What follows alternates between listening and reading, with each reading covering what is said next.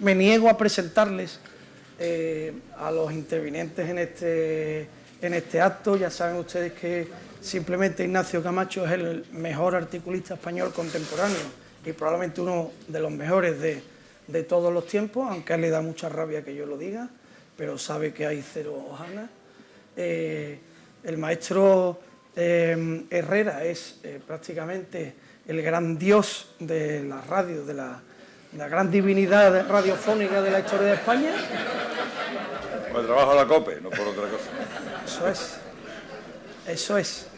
Y Teodoro León Gros es otra de las grandes referencias del periodismo contemporáneo. Le conocen perfectamente también por su actividad televisiva y es además uno de los grandes teóricos del periodismo por su trabajo como profesor de la Universidad de Málaga, de periodismo de Málaga, uno de los grandes teorizadores. Hay una anécdota del gran Paquiño Correal, a mí me gusta siempre sacar cuando venimos a hablar de periodismo.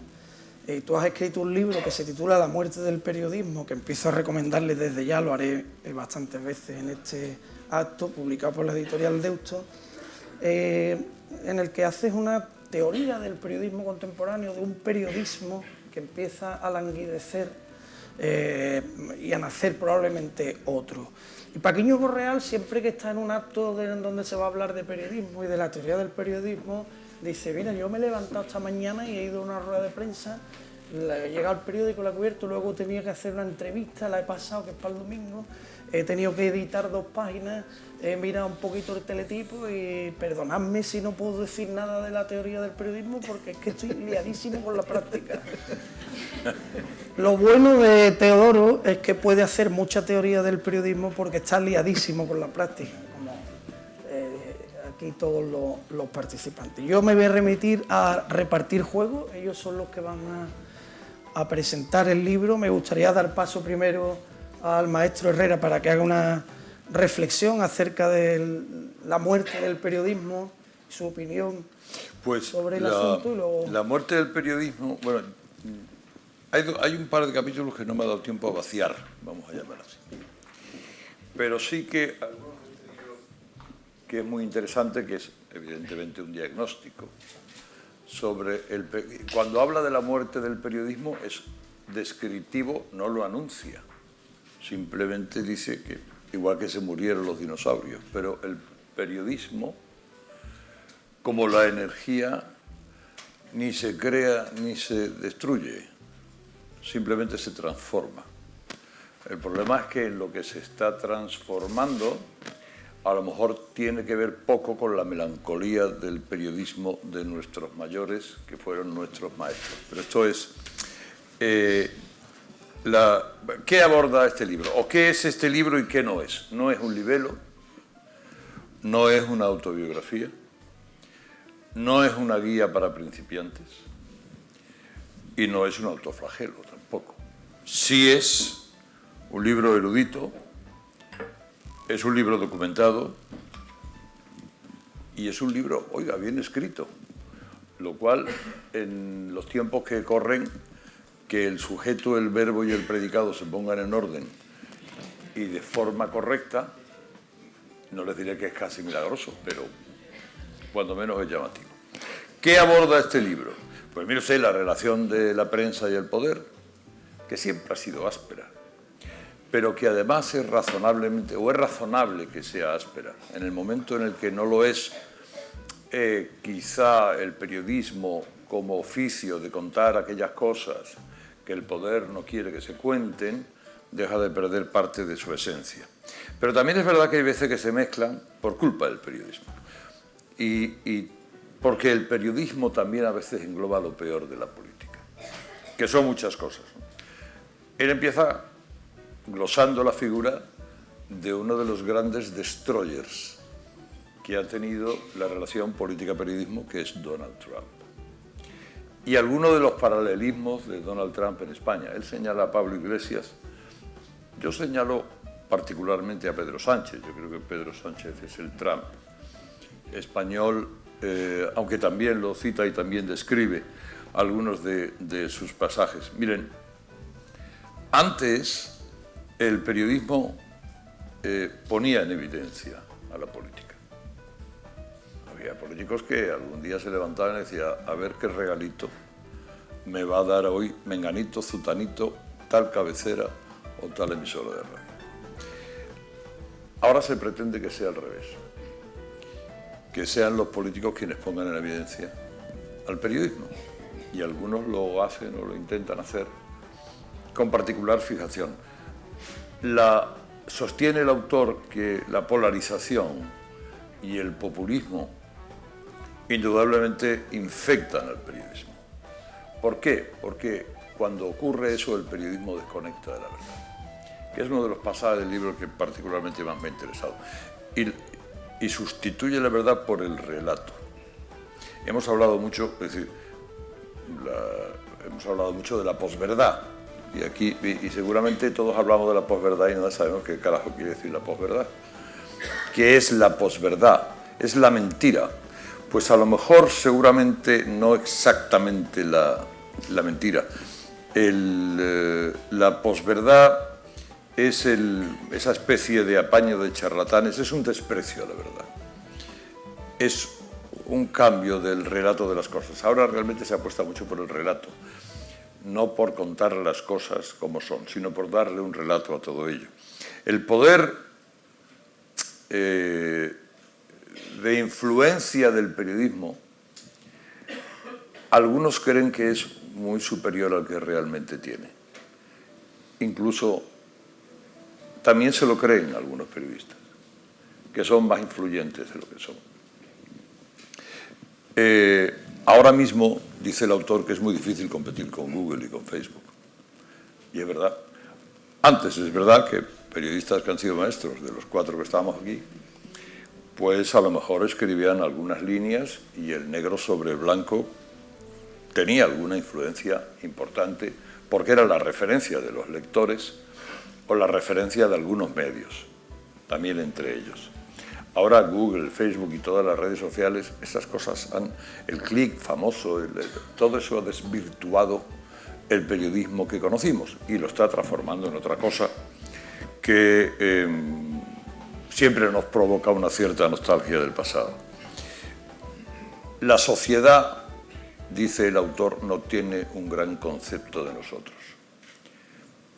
Y yo lo comprendo.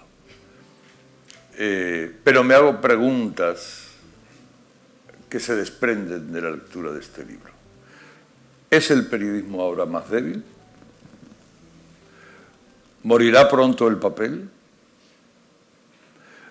¿Más medios significa más pluralidad? Un tiempo que decían, cuanto más seamos, más reiremos. Y más medios significará, bueno, a veces, como aquel viejo axioma de la física, luz más luz puede dar oscuridad. Con lo que a veces información más información puede dar desinformación. ¿Se puede tener autonomía cierta sin independencia económica? Porque hay muchos medios que subsisten gracias a que el poder los mantiene. El poder invierte en esos medios a través de la publicidad institucional y si no estuviera el poder, pues algunos tendrían que reestructurar sus plantillas, reestructurar su alcance, etcétera, etcétera. Eso condiciona la libertad y la autonomía de esos medios. ¿Qué es preferible publicar? Y esto es muy interesante, hace una diferenciación muy interesante el autor en el libro. ¿Hechos o acontecimientos? Los hechos son los hechos. Todos sabemos lo que es un hecho, el down to the facts, que dicen los americanos. Un acontecimiento es lo que nosotros queremos hacer a veces de algunos hechos, porque creemos que efectivamente la sociedad del espectáculo, el acontecimiento y el relato del acontecimiento nos es mucho más rentable. Yo le digo alguna vez que algún estudiante de periodismo comete el error de decirme, ¿debe usted algún consejo sobre este trabajo? Digo, mira, este trabajo nuestro consiste en lo siguiente. Una señora ha sido atropellada al cruzar la calle Zaragoza a las 3 de la tarde. Ese es el titular. Pero tú ahora tienes que preguntarte, ¿por dónde cruzó? ¿Le deslumbraba el sol? ¿Estaba en condiciones? ¿Era anciana? ¿No podía caminar? ¿Iba por el paso de cebra? ¿El coche pasó a mucha velocidad? ¿Era un coche que estaba conducido por alguien sobrio? O tal vez... Es decir, ¿cuántas condicionantes tiene esa noticia? Todo eso no cabe en un titular, evidentemente. Pero en el titular es una forma de editorializar, como bien dice Teodoro. Pero cuanto más seamos capaces de sintetizar y referirnos a los hechos, mejor cumpliremos nuestro trabajo. ¿Estamos dando noticia o estamos dando espectáculo? ¿No? El periodismo de declaraciones es periodismo, que es otra pregunta que se hace, o es un periodismo pasivo. La muerte del periodismo a mí en suma me recuerda un poco a la crisis del teatro y al agujero de ozono. Porque debo decir que felizmente lo del teatro, ya no he vuelto a hablar de la crisis del teatro, pero una cosa que se venía hablando desde que el más mayor de ustedes era niño. Metiéndome por curiosidad en el internet, ya en el siglo XIX se hablaba de la crisis del teatro. Y no digamos ya en el XVII, a pesar de que estaba el prolífico Lope de Vega. Y el agujero de ozono se ha cerrado. Porque todo el mundo daba por hecho que eso iba a acabar con nosotros y con la cosecha de cereales de hace unos cuantos años. Bueno, pero el agujero de ozono se ha cerrado.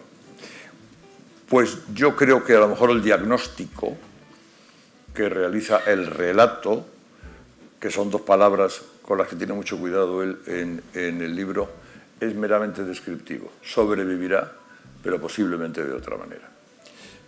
Pero Ignacio, esta mañana hemos hablado con Ignacio del libro y yo le decía, vamos a ver, Ignacio, el periodismo, mientras estemos nosotros vivos y los que nos siguen, y él me decía, no está muerto, pero está malito. Eso sería bueno que lo dijera, ¿no? Que lo explicara. Sí, Ignacio, en su particular visión pesimista del mundo, seguro que le parecerá un título apropiadísimo. Bueno, yo escribí otro día haciendo referencia... Buenas tardes a todo esto. Escribí otro día haciendo referencia al libro que por una vez me permitía ser más optimista que él y recordaba un poco que inicialmente cuando Teodoro se plantea escribir el libro, creo que en una conversación con un amigo común, y editor y escritor que se llama Manuel Mateo Pérez, él plantea el libro como la derrota del periodismo, ¿no? Bueno, hombre, lo de la muerte tiene siempre algo de clickbait editorial, ¿no? Que hay también en el libro unas referencias a la plaga del clickbait como elemento de banalización. El clickbait es el titular de gancho para obtener clics, para obtener pinchazos digitales. Sí, es una hipérbole, pero es una metáfora, si quieren. Pero yo creo que tiene mucho de cierto. Haré honor a mi reputación pesimista. Lo malo que tiene hablar después de Dios es que los apóstoles solo podemos repetir la doctrina, así que me van a escuchar. Yo tengo a punto siempre a hablar el primero, porque ya lo dejo. Alguna cosa parecida, ¿no? Pero yo antes quería decirles a ustedes una cosa. Ustedes conocen a Teodoro León por sus artículos periodísticos y por su más reciente desempeño como estrella de la televisión. Pero este libro lo consagra además como un ensayista, como un excelente ensayista. Un ensayista no espontáneo, que últimamente se prodigan muchos ensayos sin bases documentales, simplemente especulativos, ¿no?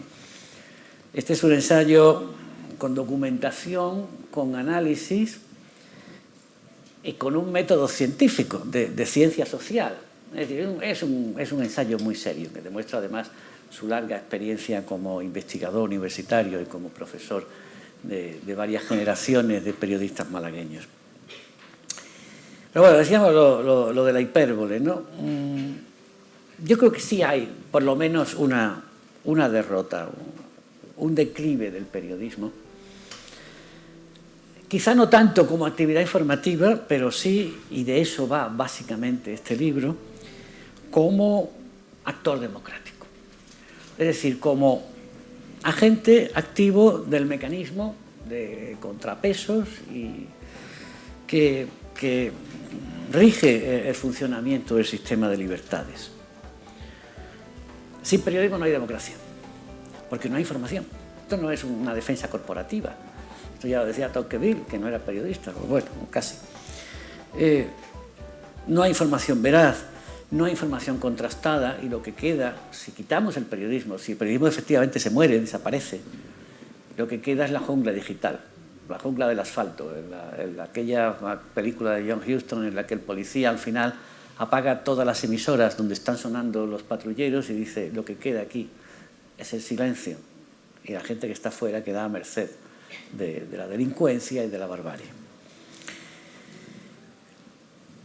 Entiéndanme, la crisis del periodismo, el declive, la muerte, la derrota del periodismo no se refiere al periodismo de papel, al periodismo impreso. Esto es obvio, basta con asomarse a alguno de los pocos kioscos que resisten abiertos, sino al periodismo como función crítica e informativa, insisto, como agente democrático, como agente del sistema de opinión pública en el que se basa la democracia. Ya ha mencionado Herrera el ejemplo de Trump, la crisis de pérdida de credibilidad y de respeto, que es una cosa en la que Teo insiste mucho, y de autorrespeto también, y de autorrespeto también porque la transformación digital pues, nos lleva a una serie de conductas, digamos, poco responsables. La posverdad, que decía también Carlos. La posverdad, solemos decir, es el nombre posmoderno de la mentira, pero tengo una definición todavía mejor. Dice, la posverdad es cuando la verdad no importa. Poner el ejemplo de las campañas de Trump, durante la campaña anterior, la presidencial de 2016, ¿no? Sí, 16, en la que las noticias de más impacto y de más seguimiento sobre la campaña de Trump fueron las falsas. Entre ellas, por ejemplo, que lo había apoyado el Papa. Había otras muchas peores. Y Trump decía: puedo ponerme a pegar tiros en la Quinta Avenida y no perderé un voto. Porque el público le ha restado importancia, primero a la verdad y segundo a los hechos en sí mismos, desde una perspectiva de sesgo ideológico. Y sí, es verdad, y también está recogido en el libro, que aquí hay que hacer al respecto una severa autocrítica de la responsabilidad de los propios medios, de los propios periodistas, del periodismo como colectivo. El otro día leía, ayer creo, que era Marty Mayron en el ABC, el exdirector del Washington Post, decía que la polarización política se había convertido en un modelo de negocio para los medios. Los medios llevamos buscando el modelo de negocio desde que irrumpió Internet. Spoiler, no lo hemos encontrado todavía. Y vamos a ver si alguien lo encuentra de una manera efectiva. Sí, hay muchos modelos, pero no está funcionando ninguno. Y evidentemente uno de ellos es la polarización, la agitación de instintos, en una palabra, la agitación de instintos sectarios, si quieren, ¿no? Se me olvidaba decirlo, este libro no es solo un ensayo periodístico, es un ensayo político, es un ensayo sociológico y político. Y por tanto tiene mucho de política. Yo no sé si el modelo de polarización funcionará como negocio durante un tiempo, puede estar funcionando, pero no solo destruye el periodismo, destruye la convivencia. Y ese, desde luego, no es un buen negocio para la sociedad.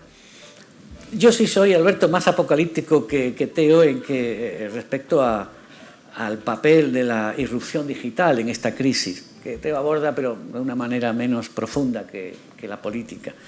Yo creo que las redes son el demonio. Banalizan el pensamiento a través de la simplificación del lenguaje, borran las diferencias entre verdad y mentira, crean burbujas de realidad aumentada a través de los algoritmos de afinidad,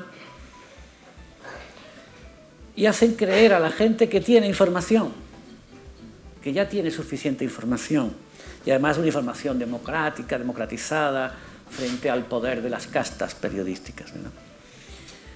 Bueno, todo eso está aquí analizado, como les decía, con mucho rigor y con mucha profundidad. Este no es un libro para periodistas, o solo para periodistas.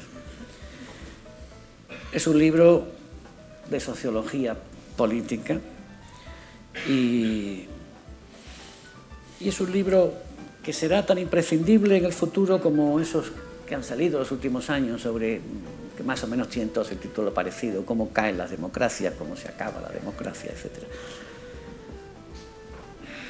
Bueno, yo no sé si el periodismo, decía Herrera, está muerto, malito, o agonizante, pero tiene un mal diagnóstico. El periodismo que conocemos, el periodismo del último medio siglo, probablemente, y también Teo concluye un poco en esa dirección,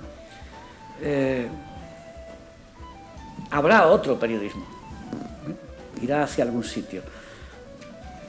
Modelo que aún no conocemos, aunque atisbamos, siempre que acierten los gurús, que llevan 25 años equivocándose, los gurús y los que toman decisiones ejecutivas. Pero bueno, yo creo que tanto un caso como en otro, es decir, tanto si funciona como si no, pues habrá que volver a libros como este para explicar el fenómeno. Y los que lo lean en el futuro podrán decir esto, ya lo dijo Teodoro León.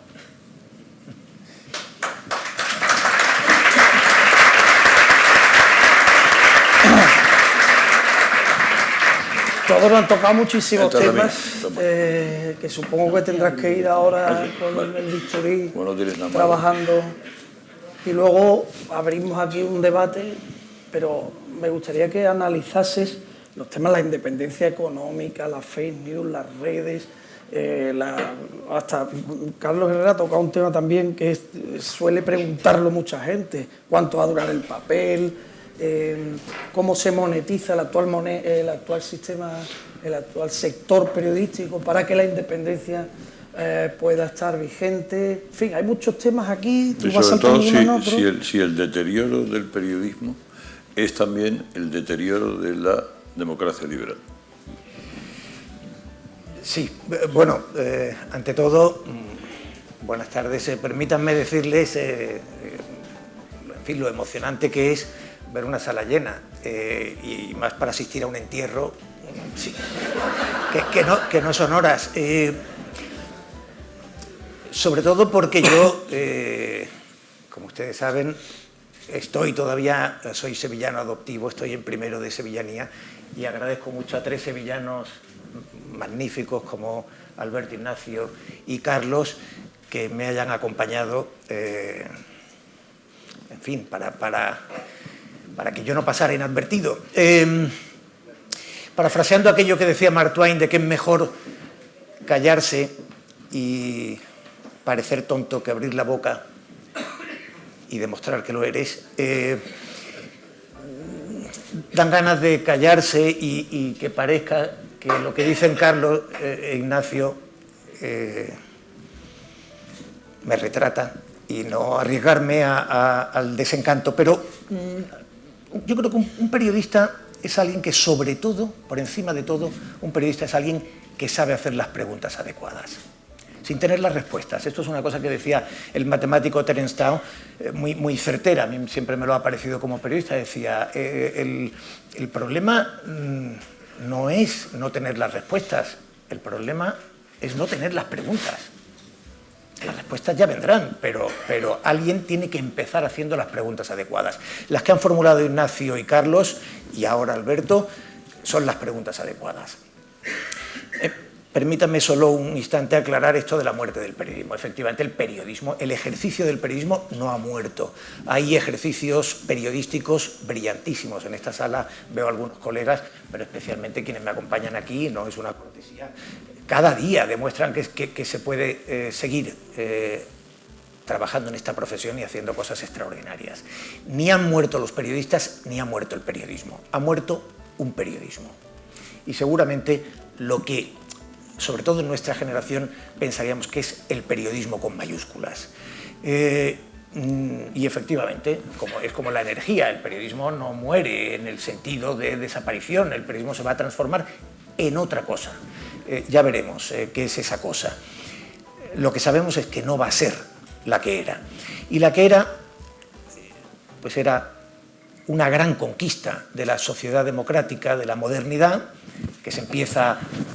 por la que se empieza a pelear en el siglo XIX, y muchos periodistas en el siglo XIX lo hacen jugándose la vida, literalmente, que es conseguir un instrumento de la ciudadanía para cumplir con uno de los grandes derechos fundamentales en las sociedades democráticas, que es el derecho a la información, el derecho que tienen los ciudadanos a recibir información veraz. Eso es una gran conquista, extraordinaria. Y eso se consigue, en fin, lentamente, y sobre todo se consolida cuando aparece el modelo, el llamado modelo ad-driven, el modelo basado en la publicidad, porque es el momento en el que los periódicos tienen autonomía financiera. Es decir, los periódicos se financian con los anuncios. Y se financian muy bien. Y hacer un buen periódico te permite atraer más anuncios. Atraer más anuncios te permite hacer un periódico mejor y tener más público. Y si tienes más público, llegaban más anuncios y podías hacer un periódico mejor.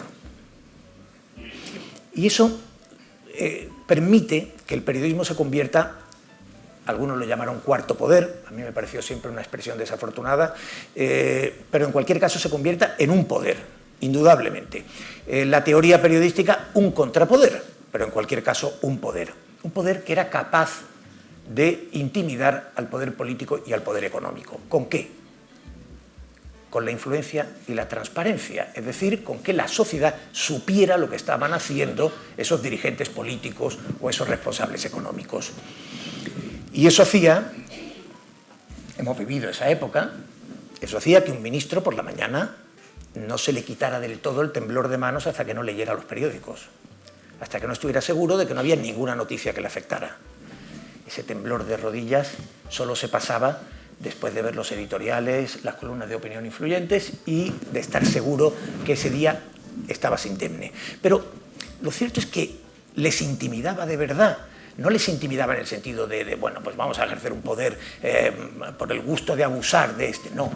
Les intimidaba porque la transparencia, para quienes no la quieren, es un verdadero riesgo. Y esto es lo que el periodismo tenía de potencia. Verán, era algo más incluso. Es decir, en el siglo XX, a finales del siglo XX, todavía veíamos perfectamente esos 5 o 6 grandes periódicos, sobre todo periódicos, aunque en las radios y las televisiones se hacen cosas extraordinarias, digamos, donde el periodismo se materializaba completamente era en el periódico. Y esos 5 o 6 periódicos tenían la capacidad de crear nuestro relato informativo, el de toda la sociedad. Es decir, la ciudadanía se reconocía en el relato del Mundo, del País, del ABC, de La Vanguardia. Sin duda, tú podías tener una visión liberal, conservadora, socialdemócrata, comunista. Tú podías ver la realidad de cualquier manera, pero el relato informativo era común, y esto es extraordinariamente importante. Nos vertebraba como sociedad y nos daba cumplía ese derecho fundamental a que seamos ciudadanos con conocimiento de lo que ocurre en el espacio público, en los asuntos de interés general. El problema, a partir de cierto momento, y yo no lo sitúo en la aparición de Internet, no lo sitúo exactamente ahí, esto evidentemente es un momento fundamental, pero no lo sitúo específicamente ahí, es un proceso que comienza antes y que comienza, esto lo he hablado con Alberto en algunas ocasiones, comienza por la miopía de los editores. Son los editores los que se equivocan, pero luego, si queréis, vamos a ese punto. Simplemente, ¿qué es lo que ha pasado en los últimos 20 años? Cuando aparece el océano digital, ese océano líquido, se diluyen esos periódicos. Siguen teniendo influencia, siguen teniendo muchas visitas, pero aparecen muchas cabeceras. Carlos lo llama habitualmente portalitos de Belén, portales de información que en unos casos son mejores y en otros son manifiestamente indecorosos. No, pero ni siquiera esto es el problema definitivo. Ignacio lo ha mencionado con las redes sociales. Las redes aparecen en 2006 y tardan muy poco en ser un ecosistema de un éxito extraordinario. ¿Qué ocurre? Ya se había perdido, ya no íbamos a la web del País, del Mundo, de La Vanguardia, del ABC, masivamente a leer el periódico. Ya nos estábamos acostumbrando a que en nuestras redes sociales, en nuestro muro de Facebook, en nuestro timeline de Twitter, etcétera, llegaran titulares. Y, pinchando esos titulares, íbamos componiendo a lo largo del día, porque además ya saben que el consumo de redes es muy compulsivo, íbamos pinchando titulares y completando nuestra información a lo largo del día. El problema es que en las redes sociales, desde el primer momento, sus creadores desarrollaron algoritmos para que esas redes sociales crearan comunidades identitarias. Eli Pariser lo denomina cámara de eco. Es decir, cuando nosotros nos creemos que en nuestro muro o en nuestro timeline estamos viendo lo que piensa la sociedad, estamos totalmente equivocados. Lo que hay ahí es una pequeña comunidad que el algoritmo se ha encargado de que sea gente que piensa lo mismo que nosotros o muy semejantemente. Y por eso tenemos la sensación de que todo el mundo está en contra de esto o todo el mundo está en contra de aquello. No solo eso, hay numerosos estudios, en el libro recojo algunos de ellos, extraordinarios, que muestran que un titular que contenga ira es 10 veces más eficiente que un titular positivo. Que el miedo vende muy bien. Así que en esta cámara de eco, donde estamos junto a gente que piensa lo mismo que nosotros, empiezan a llegar titulares muy negativos porque son los que mejor funcionan. Y se opera mediante algo muy estudiado por la psicología experimental, que es el sesgo de confirmación. Recibimos información que se parece a lo que pensamos porque queremos recibir información que se parezca a lo que pensamos, porque queremos confirmar nuestros prejuicios. No queremos noticias que nos digan que estamos equivocados o que lo que pensábamos o nos parecía era un error. Queremos noticias que nos confirmen nuestros propios prejuicios o nuestras ideas. Con lo cual, estamos en una burbuja, en una cámara de eco, a través de las redes sociales, recibiendo inputs informativos negativos que nos dicen, tienes razón, pero en la peor versión posible. Bueno, pasar de un relato informativo que unificaba a toda la sociedad a esas burbujas en las que la mecánica informativa es así, pues es lo que yo llamo la muerte del periodismo, que no es la muerte, insisto, de todo el periodismo, de la posibilidad de hacer periodismo y mucho menos de los periodistas. Es la muerte de aquel periodismo, de aquellos tótem informativos de las sociedades democráticas. Y efectivamente, como ha dicho Carlos, la degradación de este periodismo ha corrido paralela a la degradación de la democracia liberal. Sería muy difícil decir qué empezó antes o quién empuja a quién. Lo cierto es que inevitablemente son fenómenos que corren en paralelo, porque sin una democracia liberal sana, el periodismo tiende a debilitarse. Sin un periodismo sólido, la democracia liberal tiende a erosionarse, y esto es inevitable. Pero en fin, empiezo por ahí y seguimos hablando. De todo lo que estáis diciendo, habéis dicho, a mí me gustaría hacer hincapié en que tú hablas, no lo has dicho la palabra, pero todo el tiempo estás hablando, y yo creo que vosotros también, de algo tan importante en el periodismo como la influencia, ¿no? Yo creo que al final el resumen del libro es que quien ha muerto realmente no es el periodismo, sino la capacidad de influir que tenía el periodismo. En el actual sistema del sector existen medidores de todos los colores.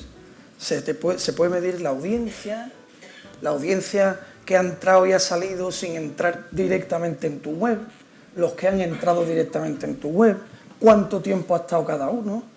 Se pueden medir los suscriptores que tú generas, los que sean de alta, los que sean de baja, de dónde han entrado a leer una noticia. Se puede medir prácticamente todo. En la radio pasa igual, hay ya muchos medidores, pero todavía nadie ha inventado. Tú puedes medir cuánto periódico de papel vendes, pero nadie ha inventado todavía cuánta influencia generas. Ese medidor, que es el que da la perspectiva real del contrapoder que puede ejercer ese medio. No existe el medidor.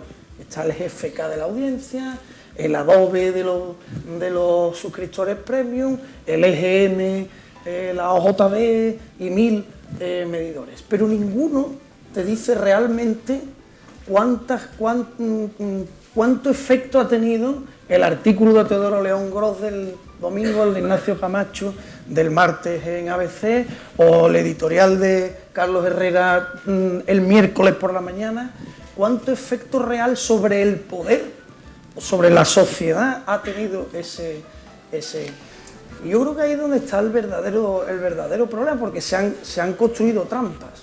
Hay ahora mismo webs, portalitos de Belén, que presentan unos datos absolutamente falsos y que aparecen ahí como supuestamente líderes de su casa, que realmente no tienen influencia y desplazan a los medios que realmente hacen el trabajo con redacciones bien pagadas, con respeto y escrúpulo por el rigor periodístico, cosa que no hacen todos, y mucho menos los portalitos de Belén, porque hacer periodismo, hacer información es caro, cuesta dinero, y por lo tanto vale dinero, y hay que pagarlo. Esto es una cuestión que se nos olvida muchas veces, como estamos acostumbrados a que por la web, por las redes sociales, rápidamente nos enteramos de balde de lo que queramos, ya estamos muy bien informados, pero no es verdad.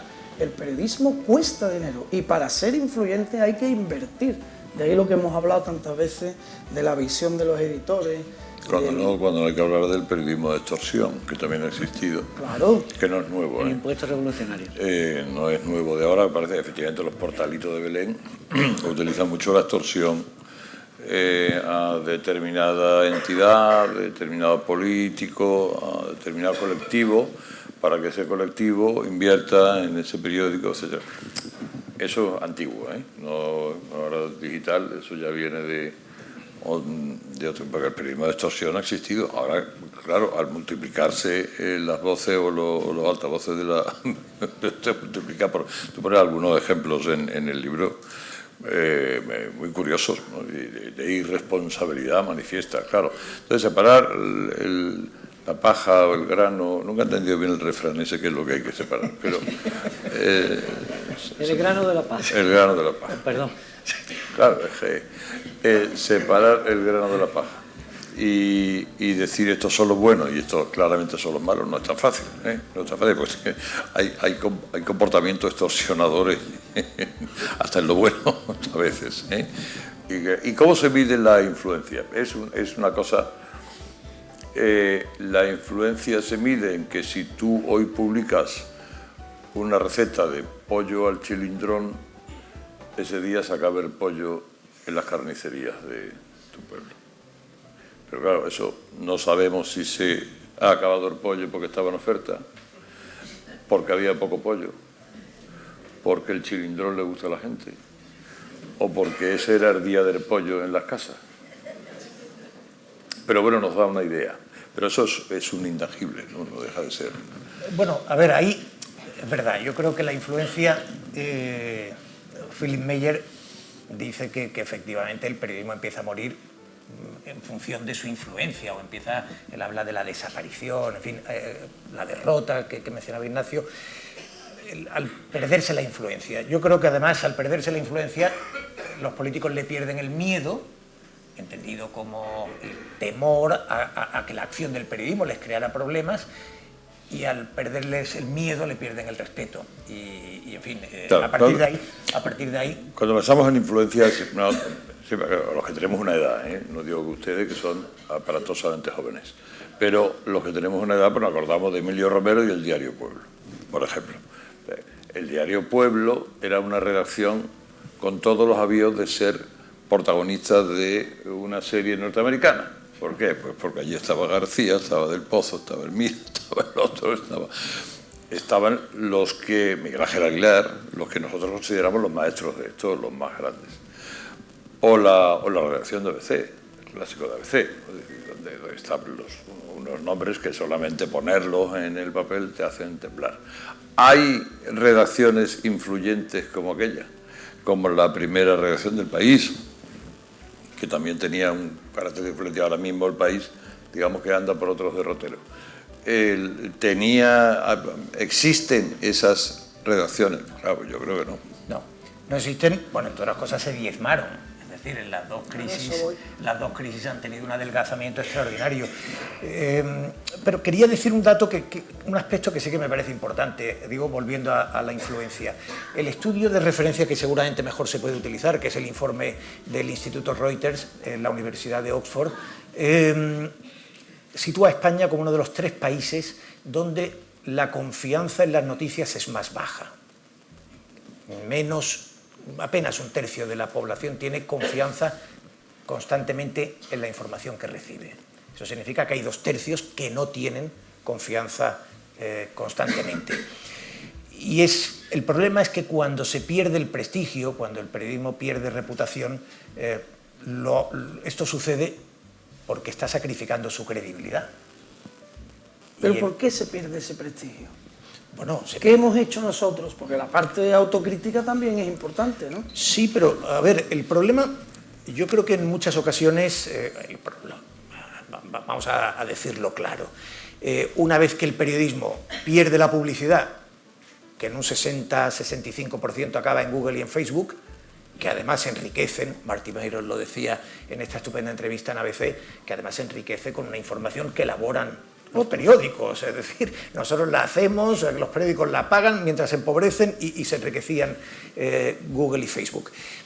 El problema cuando desaparece la publicidad es que no podemos hacer periodismo caro, y el periodismo bueno es muy caro.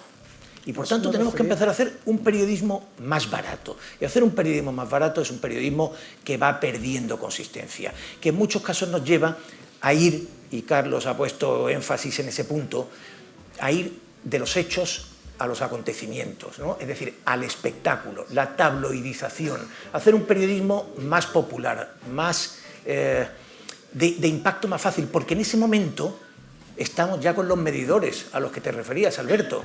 Y claro, al estar con los medidores, Ignacio Camacho lo decía ahora mismo, el clickbait. Es decir, llega un momento en que nos dicen, la única posibilidad que tenéis ahora mismo es generar tráfico.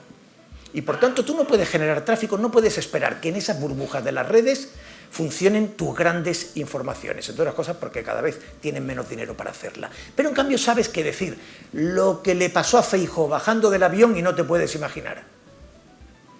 Y se pincha para ver qué es lo que no te puedes imaginar. Y hasta el tercer párrafo dices, hostia, me han vuelto a tomar el pelo, he vuelto a picar. ¿Qué es eso? Se llaman titulares cebo, titulares anzuelo. Claro, eso va desacreditando, evidentemente, el periodismo. Estamos haciendo un periodismo barato para que desde las redes genere tráfico. Eso, naturalmente, esa tentación del tráfico rápido era también la de un cierto desprestigio. Es que hubo un momento, perdón Alberto, hubo un momento, allá por principios de este siglo, 2003, 2002, 2004, en que alguien decidió, abstracto, los gurús, decidieron que lo moderno, lo cool, era el mundo digital, la red. Que entonces todavía estaba en un proceso de aceleración, pero por ejemplo no había redes sociales todavía, etcétera, y que el periodismo convencional era una cosa arcaica, que ya no valía. Esto es como si Louis Vuitton hubiera decidido que lo cool y lo bueno eran las tiendas de las maletas de los chinos. Se hubiera puesto a fabricar maletas para los chinos en vez de seguir haciendo maletas de lujo. Claro, la idea era, vamos a ocupar con Internet audiencias masivas y vamos a captar publicidad masiva como la de la televisión. No funcionó. Entonces, no funcionó porque, obviamente, si ustedes tienen un negocio y si quieren anunciar, van a ir antes a Google que al periódico del local. por supuesto, si son grandes inversiones a escala, ¿no? Entonces andamos dando tumbos en busca de la viabilidad financiera que garantice la viabilidad del negocio, que al final es de lo que se trata. Esto es una industria. Y nos vamos dejando atrás pues los otros intangibles, la respetabilidad, la credibilidad, la influencia, etc. Ahora mismo, Carlos, la influencia en España, la opinión pública, la influencia sobre la opinión pública real está en la radio de 7:30 a 9 de la mañana. ¿Esto es así? Sí, pero no quiere decir que es la mía, la de todos, ¿eh? Bueno, en unas más que en otras, pero tiene mucho que ver la difusión y el alcance, porque un antecesor de Carlos, con su mismo micrófono, tenía 2 millones de oyentes y se fue otro micrófono y tiene 500.000 y ya no tiene influencia, o ha perdido mucha influencia. Entonces, hombre, la difusión importa, ¿no? Uno nota a veces más modestamente... No puede haber influencia sin difusión. Claro, lo notas con los camareros, cuando te dan mesa es que algo está funcionando, pero si te dan una mesa cada vez peor, vas para atrás, ¿eh? Ahora, hay un capítulo del libro que a mí me parece muy interesante, que es el que habla, y hace un dibujo, efectivamente, de una característica del ser humano. El ser humano siempre confía mucho más en que todo va a ir a peor. Realmente el mundo está yendo a mejor. La pobreza en el mundo disminuye, la enfermedad en el mundo disminuye porque el progreso médico es. Pero todo el mundo cree que el futuro va a ser catastrófico y que es mucho peor de lo que era antes. No, antes era mucho peor que ahora. Pero precisamente por esa creencia, por ese catastrofismo que tiene la mayoría del consumidor, muchas veces los periódicos digitales, ya no solo los portalitos de Belén, buscan el titular en el que, hombre, a ti te llame al temblor. Y eso pasa mucho, por ejemplo, con los pronósticos del tiempo. Hay periódicos digitales que titulan: no se puede usted imaginar la que va a caer en los 2 días siguientes, que va a temblar el mundo. Y dice, bueno, el apocalipsis. Y efectivamente pincha y los pronósticos son chubascos generalizados en la región. Eso es lo que yo llamo meteorología acojonativa. Pero es que lo de la meteorología es impresionante. O sea, busquen ustedes en todos los periódicos estos que, como decía Alberto, presumen de tener 700.000 tíos al minuto que lo leen y tal y que cual, que yo no sé de dónde sacan quién que controla la cifra esa. Y ven ustedes los titulares del tiempo. Catástrofe ambiental se anuncia para la semana que viene. Bueno, te vas al recuadro de lo más visto, lo más leído, y casi siempre es la catástrofe meteorológica, alguna señora o señor que aparece con poca ropa y alguna noticia de fútbol. Es que por eso yo incluyo el elemento autocrítico, ¿no? Ahora hay que hacerlo, porque o nos defendemos de eso. Ahora hay una herramienta en los periódicos, una sección en todos los periódicos, en todos, que mucha gente, los lectores no tienen por qué saber, porque es una cuestión técnica interna, pero que en algunos periódicos esa sección dirige el periódico, el SEO, ¿vale? Se le llama el SEO, una figura que es el que te dice qué está buscando exactamente la gente en Google. Entonces tú quieres decir que el martes santo va a llover de 4 a 6, que es una noticia, por ejemplo, aquí en Sevilla, que puede ser de interés y seria, como muchas veces vamos a las grandes noticias, a veces las noticias serias son muy mundanas. La quieres hacer bien y te viene el SEO que sea, del periódico que sea, y te dice, no puedes poner que va a llover de 4 a 6, porque lo que está buscando la gente es a qué hora va a llover. Entonces tú tienes que, una cosa que además a mí me mata como periodista, y que por lo menos yo procuro no hacer nunca, es que los periodistas hacemos las preguntas y damos la respuesta. No podemos en un titular poner la pregunta, lo que tenemos que poner en el titular es la respuesta. ¿No? Entonces te dice el SEO, no, pero tienes que poner una pregunta que es ¿a qué hora lloverá? Porque es lo que está buscando la gente en Google. Entonces, claro, cuando tú te montas en el carro de que no vas a darle al lector lo que él necesita realmente, sino lo que te está pidiendo, caes en la trampa ¿Y qué ocurre con esto? Como al final el SEO te da un resultado porque te lo da y puede ser muy útil, ¿eh? Todos lo tenemos, nosotros lo usamos y yo estoy encantado. Nosotros tenemos una SEO, se llama Auxi Dominio, que es fantástica y es muy útil cuando te da buena información. Cuando te dice, oye, no sé por qué la gente hoy está preguntando qué ha pasado con la Torre del Oro. Oye, pues vamos a investigar, vaya a ser que haya pasado algo. Y si ha pasado, se lo contamos. Lo que no vamos a poner es las palabras exactas para que... ¿no? Eso puede tener mucha utilidad, pero al final si entras en ese carro, pues el SEO te soluciona tantas cosas que tú acabas abaratando la redacción, empeorándola. Es decir, me sale más baratito poner a 4 SEO que a 3 periodistas que gasten suela de zapatos. De hecho, tú sabes, Alberto, que además hay una herramienta que mientras tú estás redactando el titular te está diciendo si es suficientemente eficiente y atractivo o todavía es demasiado riguroso, ¿no?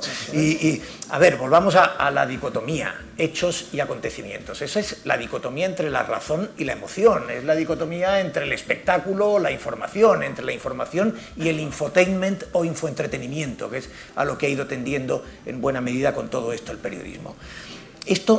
Este es un fenómeno, yo antes decía, esto no empezó en Internet, no, esto empezó en los años 80 del siglo pasado. Ahí probablemente se produce el punto de inflexión más importante, que es cuando los editores, Meyer, al que me he referido antes, habla literalmente de la codicia de los editores. Dice, en ese momento hay unos editores que tienen unas máquinas con las que ganan mucho dinero, se llaman periódicos. Y caen en la tentación. En realidad es una tentación un poco más articulada. En Estados Unidos, desde Nixon, guerra de Vietnam, escándalo de la venta de armas a Pakistán, en los años 70, hasta incluso la embajada de Estados Unidos en Teherán, Huntington escribe, el famoso del choque de las civilizaciones, escribe y dice, ojo, tenemos un problema. Uno de los mayores poderes que hay en esta sociedad son los medios de comunicación. Y eso es peligroso. Esa era la visión política. El periodismo está empezando a tener demasiado poder. Curiosamente, el sistema tentó a los editores. Lo tentó invitándolo a los grandes grupos de comunicación, a los grandes grupos multimedia, en lo que se conoció como el proceso de concentración. El 90% de los periódicos habían sido empresas editoras independientes en el siglo XX. A finales del siglo XX, el 95% de los periódicos formaban parte de un grupo, de 5 grupos. Cuando el ejemplo más característico y más estudiado es Time Warner, como la casa Warner se compra Time para darse pisto, para darse prestigio, lo pone, efectivamente somos Time, pero no, lo que hace es convertir a Time en Warner, no a Warner en Time. Es decir, la industria del espectáculo, la industria del show business, lo que hace es integrar a los periódicos, y no es tan sorprendente que después los periódicos hayan tendido a esa tabloidización, espectacularización, y en definitiva, fíjense, cuando la portavoz de Donald Trump en su primera rueda de prensa, cuando ha mentido descaradamente, dicen, Trump ha tenido en el día inaugural la mayor cantidad de público que haya habido en el Mall de Washington frente al Capitolio. Todo el mundo está viendo las fotografías en las que se ve que Obama había tenido muchísimo más público que Trump. Entonces se lo afean a la portavoz de Trump, Kellyanne Conway, y ella dice, no, bueno, es que no estamos dando hechos, sino hechos alternativos. Hechos alternativos, fíjense, esta es la mayor catástrofe que pueda haber para el periodismo. En el momento en que el periodismo va de contar la verdad de los hechos. Luego están las opiniones. Está ese famoso prontuario que tenía C.P. Scott en el Manchester Guardian, que aparece en el siglo de este periódico, hoy conocido como The Guardian, que decía, facts are sacred, comments are free. Los hechos son sagrados, las opiniones son libres. Pero los hechos son sagrados y el periodismo iba de que los hechos son sagrados. A partir de ahí, interpretaciones, opiniones, valoraciones, tú puedes darle todo tratamiento. A mí me gusta mucho y lo he citado muchas veces en la universidad, Carlos, porque te dice, no, Carlos es un tipo que su editorial de las 8 de la mañana, bueno, en realidad los que madrugamos el de las 6, el de las 7 y el de las 8, pues son duros, son implacables, y siempre me ha gustado mucho de Herrera, que tiene un editorial en el que efectivamente saca la espada y se lía mandobles y es, en fin, un despliegue a la vez de ingenio y de causticidad. Pero luego, cuando te cuenta un hecho, es el hecho.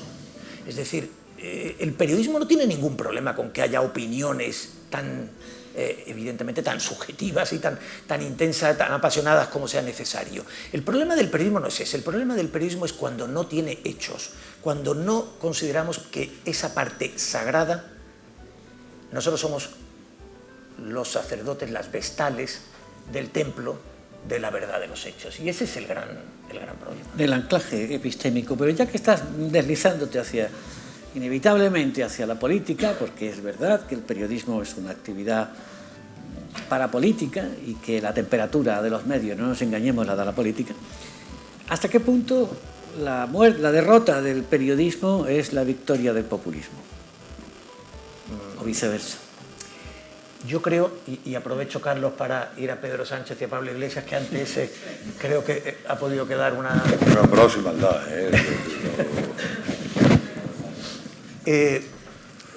Sí, en casi todo el mundo, es verdad que en casi todo el mundo estos fenómenos se han dado, como en el caso de Estados Unidos, más en movimientos de extrema derecha que de extrema izquierda. En el caso español no, por determinadas circunstancias, que vienen del 15M, y de Pablo Iglesias y el grupo de estudiantes airados de la Facultad de Políticas. El populismo es una consecuencia de todo esto, efectivamente. Es decir, cuando el muro de contención que el periodismo y las instituciones en general, cuando ese muro de contención se rompe, efectivamente la democracia liberal empieza a tener diferentes agresiones y la tentación populista emerge, ¿no? Sobre todo con la crisis de 2008, cuando faltan respuestas. Pablo Iglesias esto lo intuye muy bien, pero yo digo en el libro, realmente, digo, el que lo ve claro, el que lo articula, entre otras cosas porque había leído a Gramsci de verdad, el que lo articula es Pablo Iglesias. Pero efectivamente yo coincido contigo en que Pedro Sánchez le arrebata, como le ha arrebatado otras banderas, le arrebata también esa. Y yo creo que efectivamente la campaña de 2023 en España, sin ser la de 2016 en Estados Unidos, no es lo mismo. Es decir, la de 2016, efectivamente, Ignacio se ha referido antes a ese estudio de un editor de BuzzFeed que muestra que las 20 noticias falsas destacadas en Facebook fueron todas extraordinariamente más eficientes que las 20 noticias verdaderas que habían trabajado, elaborado y publicado el New York Times, el Washington Post, el Boston Globe, etc. Y efectivamente la más eficiente, con millones y millones de impactos, fue que el Papa apoyaba a Donald Trump y algunas otras sobre Hillary Clinton espantosas, ¿no? Yo creo que el problema, aquí Pedro Sánchez, el 23J, se ve en una situación débil, y yo creo que es cuando emprende esa campaña, basada en algunos tics que había elaborado Steve Bannon para Donald Trump, que es: hay unos poderes oscuros, económicos y mediáticos, que desde cenáculos de Madrid conspiran contra eso que se llama el sanchismo. Y decía, con un dato notoriamente falso, que el 90% de los medios en España eran de derecha, cuando hay estudios, en fin, no es una opinión o una valoración, hay muchos estudios que hacen una radiografía del sistema de medios y es bastante más equilibrado. Pero esto lo había ensayado Donald Trump. El enemigo, los medios son, así lo decía, los medios sois el enemigo del pueblo. Bueno, esto, quien lo empieza a formular aquí es Pablo Iglesias, pero Pablo Iglesias, bueno, pues se tiene la capacidad que tenía Podemos, ¿no? De utilizar ese recurso, pero Pedro Sánchez lo utilizó muy bien. En términos de estrategia, te quitas el sombrero. El caso de Trump es impresionante. Yo viví la campaña del 2016 porque me pasé por allí mucho tiempo. Y Trump ganó en contra de todos. Trump dijo, yo no necesito a los medios de comunicación para ganarla. Y es verdad, si ustedes analizan todos los editoriales, comentarios editoriales de los grandes periódicos, de los periódicos más serios, más New York Times, el Post, el Chicago Tribune, etcétera, etcétera, todos hacían editoriales consistentes a favor de Hillary Clinton. Todos estaban convencidos de que Donald Trump era lo que los americanos llaman el underdog, que es el no favorito, todo lo contrario. Y todos decían, bueno, en contra de su propio partido, porque ganó en contra de su propio partido, y en contra de todos los medios de comunicación, solamente tenía la Fox y tenía alguno más que medio hablaba bien de él, es imposible ser presidente de los Estados Unidos. Bueno, pues salió elegido presidente de los Estados Unidos. Es verdad que perdió en voto popular, pero estudió bien, no perdió mucho tiempo en hacer campaña en Nueva York o en California porque sabía que esos eran reinos demócratas y se fue a estados clave como Michigan, etcétera, etcétera, etcétera. Esto viene a cuento acerca del liderazgo que algunos suponen de algunos gurús de los medios de comunicación. Esta es la masa, en este caso la masa votante de Estados Unidos, que va avanzando y tú te pones por delante 5 metros. Parece que te siguen, pero tú simplemente lo que haces es ir un poco por delante intuyendo por dónde van a ir. Pero cuidado, porque efectivamente hay un momento que en la disyuntiva de los caminos tú coges por aquí creyendo que te siguen y la masa va por allí y te quedas en el más absoluto de lo ridículo. Esto es lo que pasó con Donald Trump en Estados Unidos. Y de alguna manera en el 2013 la campaña de Pedro Sánchez fue audaz.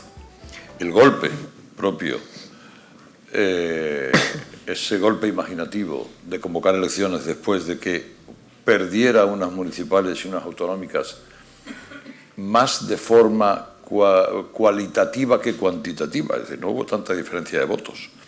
Lo que pasa es que estaban bien colocados, como los votos de Donald Trump, y el PP efectivamente llegó al poder en compañía de Vox en muchos lugares.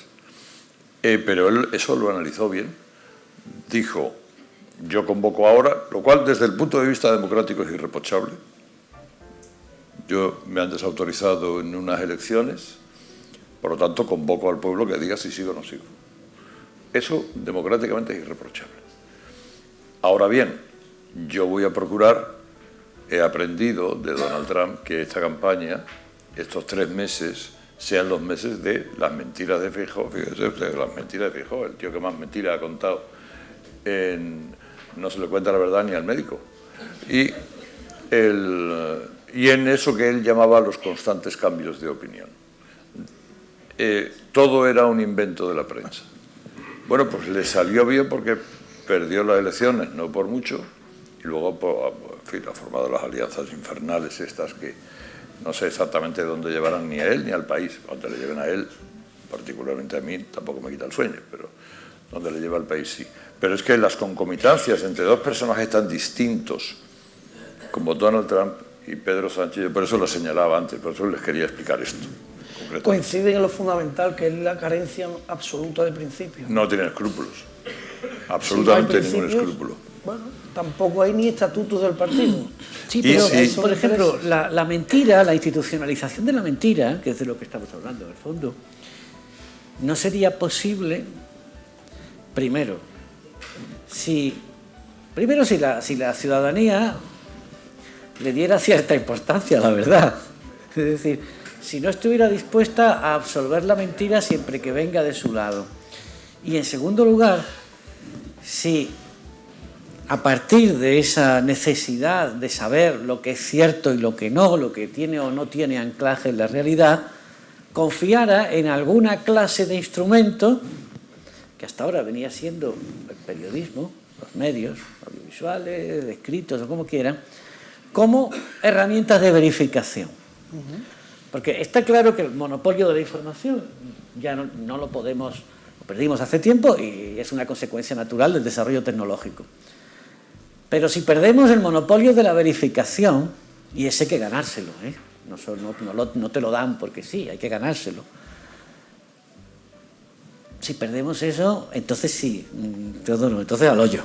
No, pero es que esto es extraordinario, Ignacio. A mí esto me parece, quiero decir, el día que los periódicos aceptaron que tenía que haber verificadores externos, estaban diciendo, nosotros ya no hacemos nuestro trabajo, porque se suponía que el periodismo es fundamentalmente un instrumento de contraste y verificación de la información.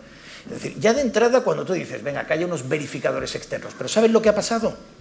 Que ahora mismo hay verificadores de los verificadores. Hay, por ejemplo, hay estudios interesantísimos. Pero todos con sesgo, claro. Hay estudios interesantísimos sobre el sesgo de los fact-checkers o los verificadores. En el fondo todo esto es la crisis de la verdad. Y cuando yo hablo de la... Yo creo que antes el periodismo era un periodismo débil. En las últimas décadas era un periodismo con una crisis de modelo de negocio. Y por tanto un periodismo débil, debilitado. Yo creo que ahora, cuando hablo de la muerte, como dice Ignacio, estamos hablando de una crisis mucho más profunda, que es efectivamente la crisis de la verdad. La posverdad es el desprecio por la verdad, no es la mentira. La mentira ha existido siempre, pero la mentira es la dialéctica con la verdad. Es decir, cuando alguien miente es porque quiere pelear con la verdad. Está aceptando la referencia de la verdad y trata de confrontar con ella, de esquivarla, de debilitarla para ver si no le hace daño, pero toma la verdad como una referencia. La posverdad, esos hechos alternativos, son el desprecio por la verdad. Claro, si la verdad deja de tener valor, el periodismo deja de tener valor. Y el problema de esas burbujas a las que me he referido antes, cuando describía lo que considero que es este proceso que ha llevado a la muerte de aquel periodismo, en esas burbujas la verdad importa muy poco. Entre otras cosas porque no hay mecanismos dentro de esa dinámica informativa, no hay mecanismos a los que acogerse para conocerla. Son comunidades, cámaras de eco, gente que se está moviendo bajo la lógica del sesgo de confirmación. No quiero la verdad, quiero oír lo que yo quiero oír, que este es tal, que aquel es cual. ¿Y hasta qué punto, hasta qué grado de responsabilidad tenemos los propios periodistas en eso?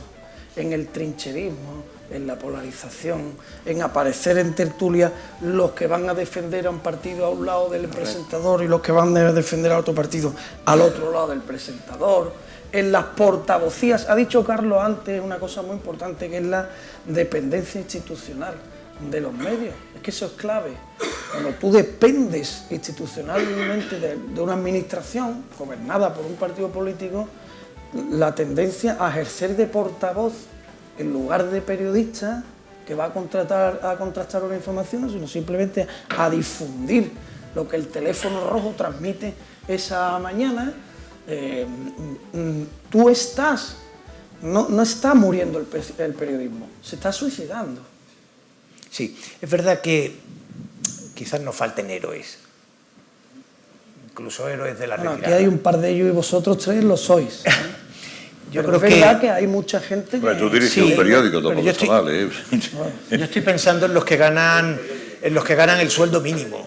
Estoy pensando en el periodista asustado, en un sistema muy débil, donde se pierden empleos constantemente, que tiene ya un sueldo de por sí precario, que difícilmente le permite pagar el alquiler o la hipoteca.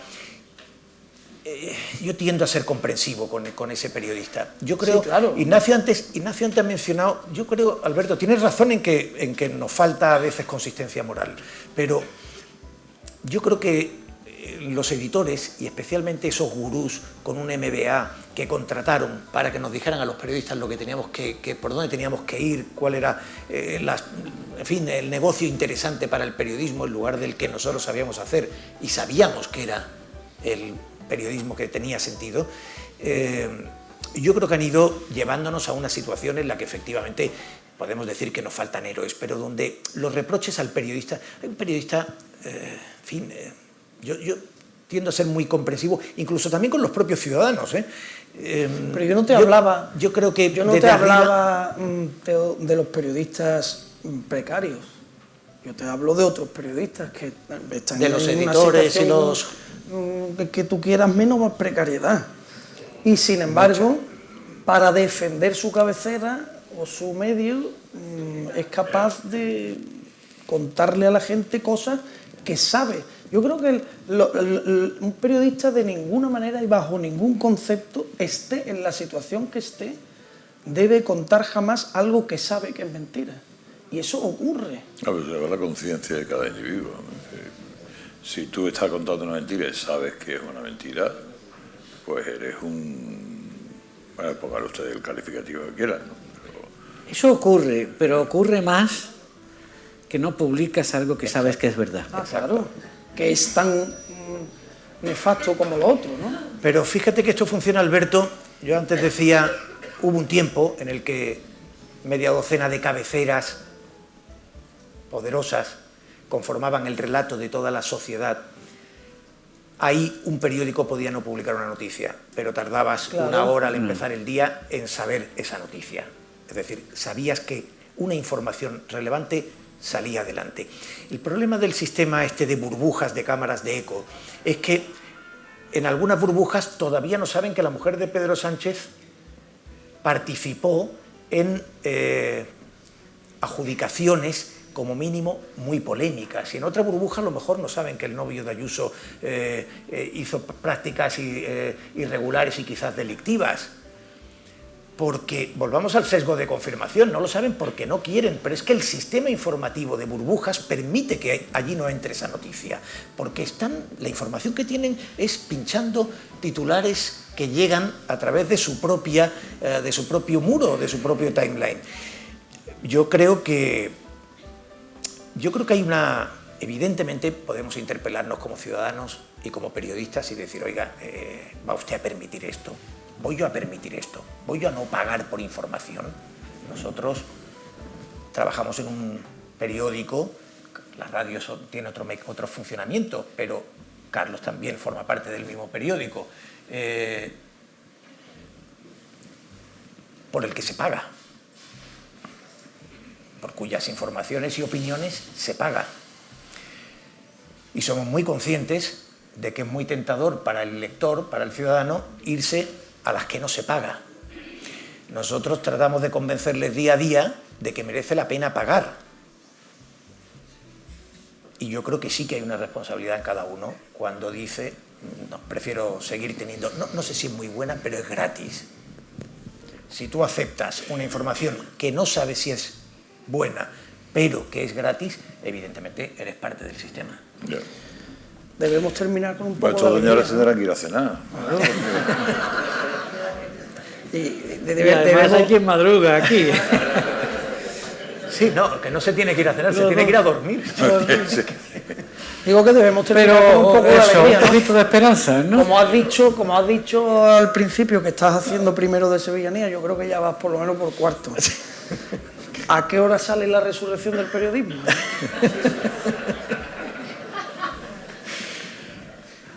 Bueno, yo creo que va a tener que esperar un poco, Alberto. No, pero yo sí creo esa bonita canción que compuso un sacerdote y que el general Sáenz de Tejada en el año 81 incorporó a los homenajes a los caídos por España, que dice, la muerte no es el final. Yo sí creo que la muerte no es el final. Y desde luego la muerte de ese periodismo no es el final del periodismo. Yo creo que hay que confiar en que aparezca un modelo de negocios eficiente y hay que confiar en que haya una ciudadanía crítica que esté dispuesta a ir, entre otras cosas, a las 7 de la tarde a oír hablar sobre periodismo. Y eso es siempre esperanzador. El asunto es que necesitamos un modelo de negocio, porque todo lo que no sea que el periodismo, que las empresas informativas, que los editores sean capaces de ser independientes económicamente, financieramente, no serán independientes editorialmente. Y todo lo que no sea un periodismo independiente editorialmente no va a convencer a nadie de que merece la pena el periodismo. Así que yo sí creo que la muerte no es el final y que hay esperanza. Creo que nuestra generación no va a ser la nuestra. Tú eres más joven, Alberto, tú sí. Te va a tocar. Yo que tengo que apagar la luz, ¿no? No, yo creo que tú encenderás Tú encenderás, como decía... Otra habitación. Como decía aquel que cuando se cierra una puerta siempre se abre otra, el Quijote, nuestro Cervantes. Yo creo que sí, que cuando se cierra una puerta se abre otra y serás el que le des a la luz de encender en la habitación de al lado. Así que confiamos en ti. ¿Nos despedimos? ¿Alguna reflexión más. final? No, la de Teo creo que es buena para cerrar, ¿no? Bueno, pues la muerte del... Salvo que la palabra de Dios tenga algo mejor que decir. Mañana, si no tienen nada que hacer a las 6 de la mañana, empieza un programa muy interesante en el que además sale Teo. Y sale Ignacio también, y sale Alberto también. Se lo aconsejo vivamente. La muerte del periodismo, editorial Deusto, Grupo Planeta, Teodoro León Gros, se vende en la puerta. Le hemos pillado a todos el DNI, sabemos los que se van a ir sin comprarlo, con lo cual no se atrevan. Porque además leer este libro, y esto va en serio, nos hace mejores. Y seguro. además por el mismo precio se lo llevan firmado por el autor.